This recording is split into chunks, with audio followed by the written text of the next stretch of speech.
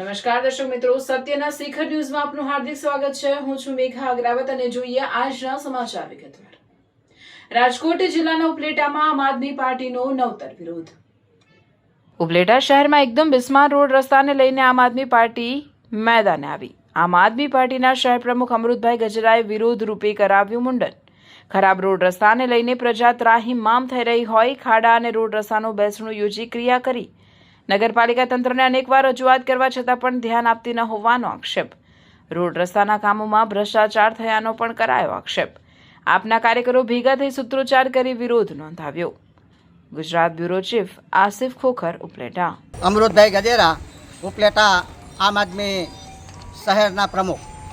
આજે ઉપલેટાના જે સશક્ત અને મજબૂત રોડનું મૃત્યુ થયું છે એના કારણે બેસણો અને મુંડનનો કાર્યક્રમ રાખેલો છે।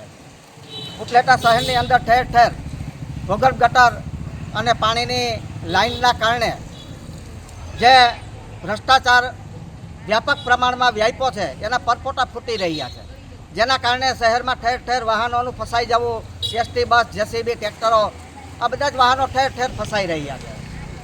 રોડ એટલા ચીકણા બની ગયા છે કે જે બાળકો સ્કૂલે ભણવા જતા હોય એ પણ લપચીને પડે અને સ્કૂલે ક્યારે પહોંચે અને સ્કૂલે પહોંચે તો પાછા ઘરે ક્યારે પહોંચે એ એક ઉપલેટા શહેરનો મોટામાં મોટો પ્રશ્ન છે।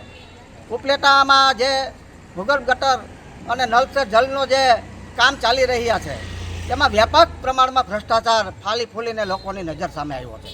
લોકોની વેદના અને લોકોની મુશ્કેલીઓને વાચા આપવા માટે આજનો જે આ કાર્યક્રમ છે એ મુંડનનો કાર્યક્રમ એટલા માટે રાખવામાં આવ્યો કે આ લોકોની લાગણી માગણી અને એમની વાચાને સરકાર સુધી પહોંચે અને આ જે ભ્રષ્ટાચાર છે એને ખુલ્લો પડે અને એના માટે યોગ્ય તપાસ કરાવે અને જે તંત્ર અને જે શાસકો છે એના ઉપર પૂરતા પ્રમાણમાં પગલાં લે તેવી આજની માગણી છે।